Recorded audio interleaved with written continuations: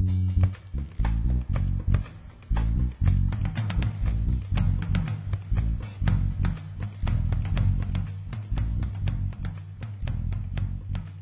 get a lot of emails asking me questions about the credit repair business, and I'm going to try to answer those today in this video.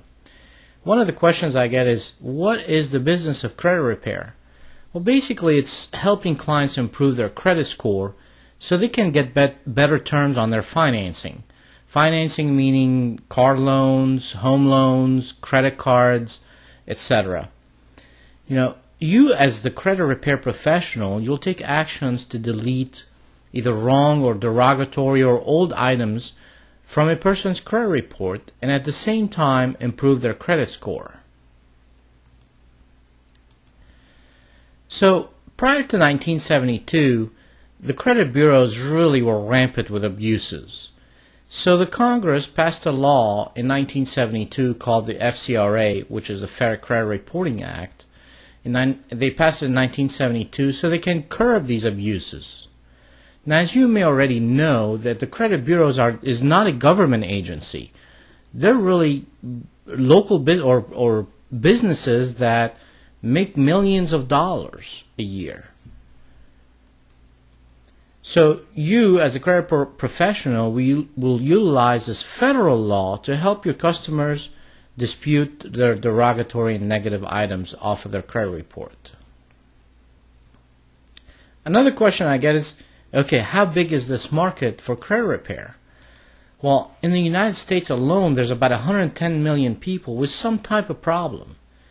Now, if you do the math, that's about 1 in 3 Americans that have a credit problem. And with all the news out there of layoffs and big businesses laying off hundreds of thousands, I'm sure you've heard all the foreclosures and repos. There's going to be more and more people out there with some type of credit problem. So I want you to think about this.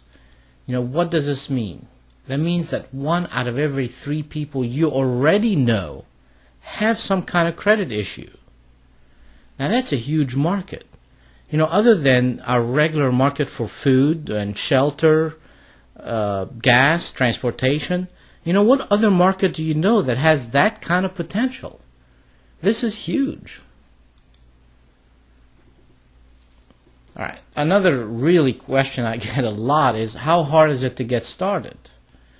Well, I'm going to make an analogy here. It's almost as easy as buying a lawnmower, posting some flyers in your neighborhood, and just starting cutting lawns for about $50 a pop. Well, except that, getting your lawn cut is a luxury service. So, unless you really are making a lot of money, typically you're not going to have a big demand for that. But on the other hand, people with bad credit are really, really hurting. We are a credit-driven society. You can't even go rent a car today without having a credit card. And I'm not talking about a credit card that's overdrawn, but a credit card that has some credit left over in it so that you can rent the car. So in short, clients will be seeking you out because they need relief. It's not going to be the other way around where you go after clients. They'll come to you. Another question I get all the time is, okay, how much can I earn doing this business? And I'm going to say this, it really depends on, and I'm going to pause here for effect, it really depends on you. And the reason I'm saying that is, what do you want to do with the business? I mean, do you want it to replace your current income totally? Or do you just want to add a little more or a lot more to your current income so you can have a better lifestyle than you have now? Or do you want to use it as your safety net so that if something happens or you're laid off or you don't have a job anymore, that's something you can turn to right away to pay your bills? So it really depends on you. But I've sat down and tried to figure out the amount of time I put into a client's file versus what I charge, and it comes about to be $100 an hour. Now, depending on what you charge, it could be a little less, could be a little more than that, but that's about the ballpark that you'll earn to help a client per hour, that is. Now, I have a lot of friends and clients that over the years have built a part-time business, and they earn about $4 to $8 grand a month just working a few hours a week. Now that's not shabby at all. $4,000 or $8,000 a month can replace your income totally in some instances. All right, so having said that, the credit repair is really lucrative and a fulfilling one.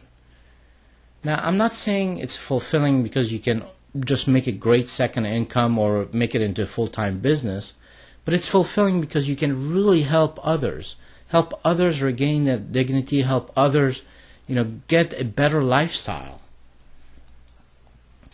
One ex-friend, I should say, and we don't talk to each other anymore, but he turned his business into full-time. Now, all he has is he has a couple of assistants that really work the files of the clients, and he spends most of his time on the golf course. But he used to earn about $500,000 in this business, and that's during the boom years. Now imagine what he would be earning today with triple the amount of people that need help. All right, I'm going to caution you on something, though, before we move on to the next question. Credit repair is not a get-rich-quick scheme, even though you may have heard that. And I'm going to bet anything that you will not, and I mean not, and I stress not, will become a millionaire by tomorrow morning. Because that's not the type of business it is. Now, it is a rock-solid opportunity and has a lot of high potential, and it's got a vast pool of prospects that really need your service. But you will not be a millionaire overnight. You can build your business to that point, but it's not going to be a get-rich-quick scheme. All right, another good question I get some of the time is, I hear a lot of those scam artists, credit repair this, credit repair that, and this person went to jail and so on, and it seems like credit repair has a bad reputation out there. And you would be right. The credit repair industry has gotten a bum rap, and that's because of the actions of a lot of thieves out there. They get into the business, they make millions of dollars, and then they just move out, move on to something else, taking all the money to those people, and they don't do anything for them. So what can you do about it? Well, as an ethical credit repair professional, it's really essential that you take some measures to make yourself different from the crooks and the scam artists out there. And a membership in the Ethical Credit Repair Alliance, or the ECRA, is really crucial to gaining that trust. So in a sense, the ECRA, or the Ethical Credit Repair Alliance, is the Better Business Bureau of credit repair professionals. Now, if you had a membership in either organization, it will distinguish you as a business person and trustworthy in the eyes of the public.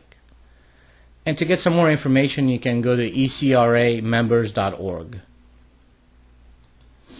Alright, I've got to make a confession before we close this video, and that's you will have setbacks. As anything in your life, anything that was worth anything, there's always been some setbacks, even minor or major, but there's always been setbacks. And if you've overcome those setbacks, you feel so much good about it. Well, that's how business is. You will have setbacks. And if the road to freedom was smooth and paved with gold, everyone would be in business. Now, setbacks are just like seasons. They come and go, and like anything else, they're temporary. So take them in stride and keep moving forward. And one last thing is, credit repair is a simple business to start, but you will not become a millionaire overnight. You can build your business to that. You can build your business as a great second income, or replace your current business, or become a millionaire, but it's not going to be overnight. Now, this is my last closing, so I'm going to say this. In my life, there have been a lot of naysayers around me. Every time I started a new business, they would say, no, this won't work, this doesn't have any potential, etc. Just don't listen to them. Ask yourself this: what qualifies them to give me that advice? Most of the time they don't follow their own advice and are not qualified to comment on what works or does not, since they have not tried it themselves. So always, always take the road less traveled. And I'll see you in the next video.